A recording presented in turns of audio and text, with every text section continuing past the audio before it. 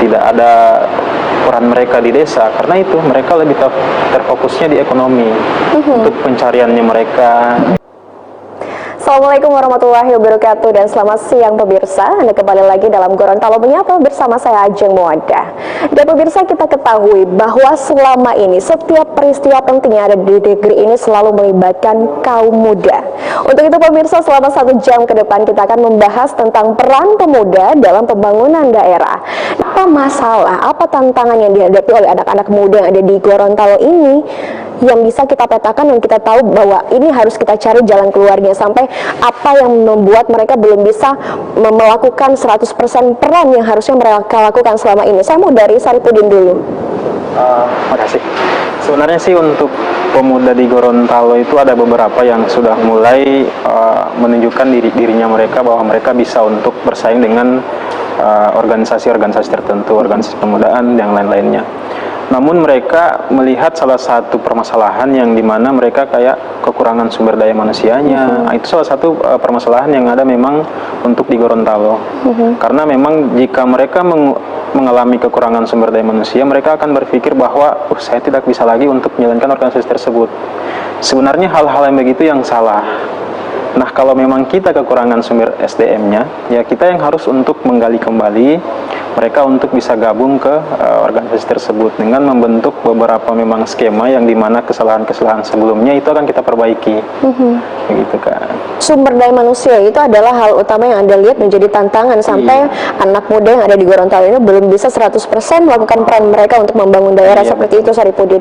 Sudah sejauh mana kalian datang ke pelosok untuk bisa meningkatkan juga kualitas sumber daya manusia yang ada di pelosok? Saya mau dari Saripudin dulu. Sudah sejauh mana sentuhan FIM untuk bisa masuk ke pelosok Indonesia, terutama di Gorontalo, supaya bisa meningkatkan juga kualitas orang-orang yang ada di sana, FIM? Kalau untuk secara umum, FIM itu sudah ada beberapa regional yang sudah melaksanakan kegiatan untuk masuk di pedesaan ataupun pelosok, yang dimana mereka desa-desa tersebut tidak terakses oleh internet, kemudian pendidikan juga yang mulai terjangkau sedikit itu. Nah, kalau untuk khususnya di Gorontalo, FIM sendiri untuk masuk ke desa memang belum pernah, tapi di tahun yang akan sekarang saya lewati atau sekarang yang saya lakukan program, saya akan melakukan program untuk FIM masuk ke desa. Desa tersebut memang belum ada tujuan atau yang lokasi tertentunya, tapi FIM yang Gorontalo sendiri akan melakukan kegiatan tersebut. Gambarannya mungkin lebih ke pendidikan juga ada, kemudian pengolahan sumber daya alamnya juga akan ada. Jadi kita di situ akan memberdayakan masyarakat dengan memberdayakan juga untuk pemuda-pemuda yang ada di daerah tersebut.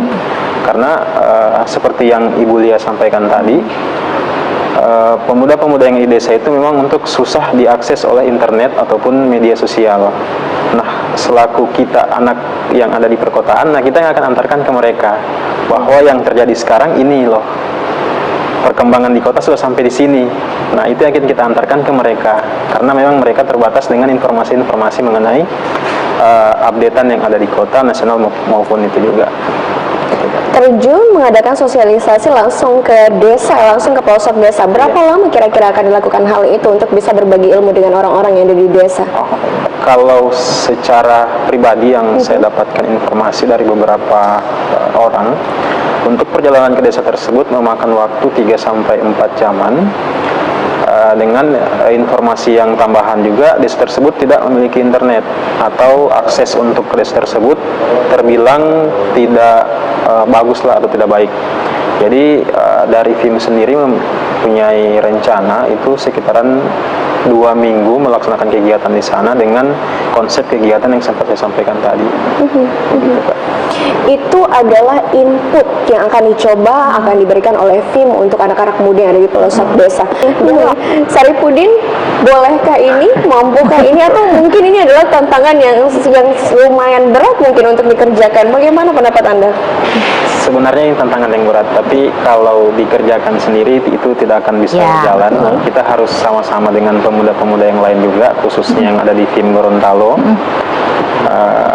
itu harus sama-sama kerja, sama-sama membentuk pemuda-pemuda yang ada di desa tersebut. Sama sih dengan Ibu Lia sampaikan tadi, karena memang pemuda-pemuda yang ada di pelosok-pelosok pedesaan itu dia permasalahan yang utama mereka sampai tidak aktif, tidak update informasi, tidak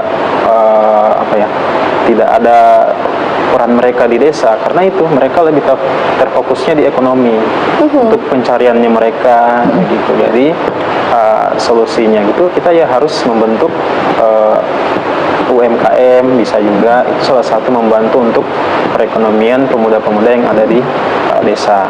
Nah, selain dari situ juga selain membentuk organisasi yang Ibu Lia sampaikan tadi seperti Karang Taruna, kita juga bisa bentuk